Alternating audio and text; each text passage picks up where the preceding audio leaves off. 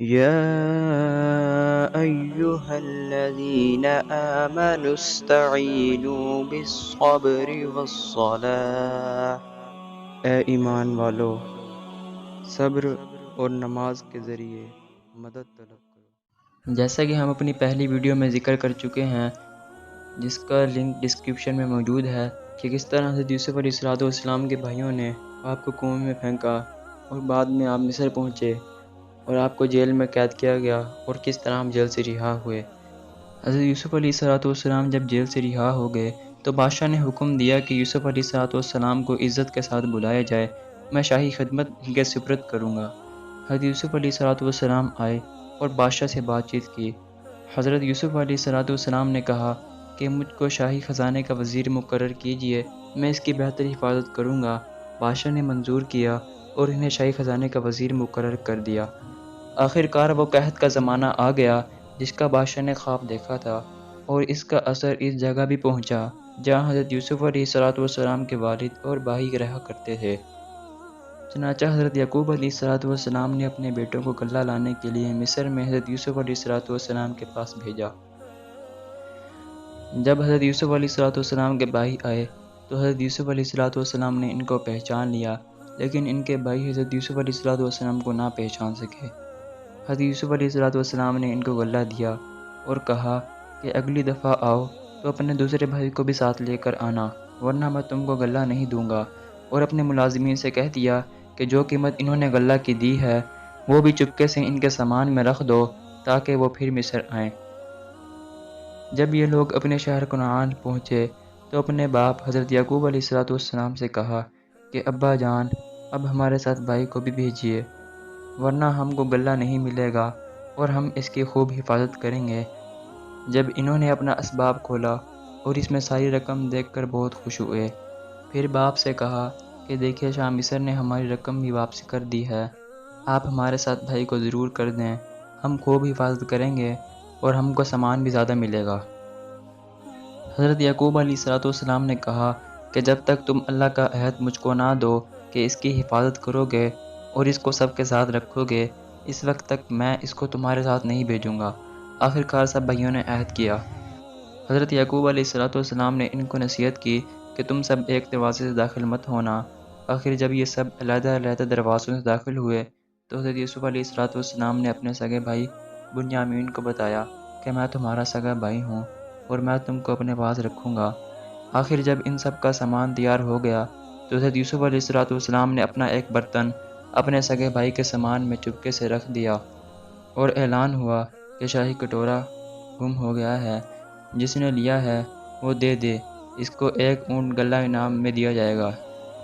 سب بھائیوں نے انکار کیا۔ بادشاہ کے آدمیوں نے کہا کہ جس کے سامان سے نکلے اس کو روک رکھیں، اس کی یہی سزا ہے۔ آخر بنیامین کے سامان میں سے وہ کٹورا نکلا۔ اس طرح حضرت یوسف علیہ السلام نے اپنے بھائی بنیامین کو اپنے پاس روک لیا۔ بھائیوں نے دیکھا تو کہنے لگے کہ اس کا بھائی بھی چور تھا۔ حضرت یوسف علیہ السلام نے سب کچھ سنا اور خاموش رہے۔ ان سب بھائیوں نے مل کر حضرت یوسف علیہ السلام سے درخواست کی کہ اس کا باپ بہت بوڑھا ہے، اس پر رحم کھا کر اسے چھوڑ دیجیے اور اس کی جگہ ہم میں سے کسی کو پکڑ لیجیے۔ حضرت یوسف علیہ السلام نے فرمایا، اللہ کی پناہ، جو چور کو چھوڑ کر بے گناہ کو پکڑ لوں۔ جب یہ لوگ بالکل مایوس ہو گئے تو سب نے مل کر مشورہ کیا کہ اب کیا کرنا چاہیے۔ تو سب سے بڑے نے کہا کہ تم نے اللہ کی قسم کھا کر اپنے باپ کو یقین دلایا تھا کہ اس کو ضرور واپس لاؤ گے۔ پھر یوسف کے ساتھ ہم نے جو حرکتیں کی وہ تم سے چھپی نہیں، اس لیے میری تو ہمت نہیں کہ باپ کو منہ دکھاؤں، یا خود حاضر ہونے کی اجازت دیں یا اللہ کوئی دوسری صورت پیدا کر دیں۔ تو اور بات ہے، تم لوگ جاؤ اور جو کچھ ہوا ہے ٹھیک ٹھیک اپنے باپ سے بیان کر دو۔ اگر وہ اپنی تسلی کرنا چاہیں تو اس گاؤں کے لوگوں سے پوچھ لیں کہ جہاں ہم ٹھہرے تھے، اور اس قافلہ سے معلوم کر لیں جس کے ساتھ ہم آئے ہیں۔ اس مشورہ کے بعد یہ لوگ گھر پہنچے اور والد صاحب کو تمام قصہ سنایا۔ انہوں نے سنتے ہی فرمایا، تمہارے دلوں نے یہ بات گھڑ لی ہے، بہرحال صبر اچھا ہے، امید ہے کہ اللہ ہم سب کو ایک جگہ دوبارہ جمع کرے گا، وہی خوب جانتا ہے کہ کیا ہو رہا ہے۔ اور ان سے دوسری طرف رخ کر لیا۔ حضرت یوسف علیہ السلام کے غم سے ان کی آنکھیں سفید ہو گئی تھیں۔ یوسف علیہ السلام کے بھائیوں نے کہا ابا جان آپ تو یوسف کو یاد کرتے ہوئے گل جائیں گے اور جان دے دیں گے۔ انہوں نے فرمایا میں اپنی شکایت تو اللہ سے کرتا ہوں اور میں ایسی باتیں جانتا ہوں جن کی تمہیں خبر نہیں۔ جاؤ یوسف اور اس کے بھائی کو تلاش کرو، وہ مصر ہی میں کہیں نہ کہیں مل جائیں گے، اللہ کی رحمت سے نا امید ہونے کی کوئی وجہ نہیں۔ اب ایک بار پھر سب بھائی مل کر مصر پہنچے۔ حضرت یوسف علیہ السلام سے گھر والوں کی بری حالت بیان کی اور کہا کہ ہم اپنے ساتھ بہت تھوڑا سامان لائے ہیں مگر چاہتے ہیں کہ آپ پورا پورا غلہ دیں۔ حضرت یوسف علیہ السلام نے اپنے گھر کا یہ حال سنا تو بےتاب ہو گئے اور ان سے رہا نہ گیا، اور انہوں نے اپنے بھائیوں سے کہا تم جانتے ہو کہ تم نے یوسف علیہ السلام اور اس کے بھائیوں کے ساتھ کیا کیا ہے؟ بھائیوں نے نہایت تعجب اور حیرانی کے ساتھ پوچھا کہ کہیں آپ ہی تو یوسف نہیں؟ آپ نے فرمایا ہاں میں ہی یوسف ہوں اور یہ میرا بھائی ہے، اللہ نے ہم پر بڑا احسان کیا۔ بے شک جو شخص نیک زندگی بسر کرتا ہے اور صبر سے کام لیتا ہے اللہ اس کا بدلہ ضرور دیتا ہے۔ جب تمام بھائیوں کو یقین ہو گیا کہ جس کے دربار میں ہم اس وقت کھڑے ہیں وہ ہمارے بھائی یوسف ہیں تو سب نے مل کر اپنے گناہوں کا اقرار کیا۔ آپ نے فرمایا تم کوئی فکر نہ کرو، تم پر کوئی الزام نہیں، اللہ تمام گناہوں کو معاف کرے، وہی سب سے زیادہ رحم کرنے والا ہے۔ جاؤ میرا کرتا میرے باپ کے چہرے پر ڈال دو، ان کی بینائی لوٹ آئے گی، اور پھر سب کو یہاں لے آؤ۔ ادھر قافلہ مصر سے روانہ ہوا اور ادھر حضرت یعقوب علیہ السلام نے اپنے گھر والوں کو یہ خوشخبری دی کہ مجھے یوسف کی بو آ رہی ہے۔ انہوں نے سنا تو کہا کہ تمہارے سر پر ایک ہی خبط سوار ہے۔ آخر قافلہ آ گیا۔ حضرت یوسف علیہ السلام کا کرتا ان کے سامنے رکھ کر تمام حالات سنائے تو انہوں نے گھر والوں سے کہا دیکھو میں نے تم سے نہیں کہا تھا۔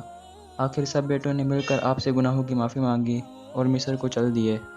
حضرت یوسف علیہ السلام سے ملاقات ہوئی تو انہوں نے ماں باپ کو اپنے پاس ٹھہرایا، پھر ان کو اپنے ساتھ تخت پر بٹھایا۔ سب کے سب بھائی شاہی آداب بجار آئے۔ آپ نے فرمایا یہ میرے خواب کی تعبیر ہے، اللہ نے اس کو سچ کر دکھایا، اس نے مجھ پر بڑا احسان کیا جو مجھے قید سے چھڑایا، اور شیطان نے جو فساد میرے اور میرے بھائیوں کے درمیان ڈال دیا تھا اس کو ختم کر دیا، بے شک میرا رب خیر کی حکمت جانتا ہے۔ اور کہا اے میرے پروردگار تو نے مجھے حکومت دی، باتوں کا مطلب سمجھا دیا، اے زمین و آسمان کے پیدا کرنے والے اللہ تو ہی دنیا اور آخرت میں ہی میرا کام بنانے والا ہے، مجھے مسلمان ہی مارنا اور نیک بندوں کے ساتھ ملا دینا۔ غرض ایک عرصہ تک حضرت یوسف علیہ السلام اللہ کے بتائے ہوئے قانون کے مطابق مصر میں حکومت کرتے رہے، لوگوں کو اللہ کی طرف بلاتے رہے اور برائیوں سے روکتے رہے، بھلائیوں کو پھیلاتے رہے۔ ملک مصر کو اچھائیوں سے بھر دیا اور بالآخر آپ کی وفات ہو گئی اور آپ مصر میں ہی دفن ہیں۔ حضرت یوسف علیہ السلام کو بھائیوں کی وجہ سے کیسی کیسی تکلیفیں اٹھانی پڑیں یہ سب آپ کے سامنے ہیں۔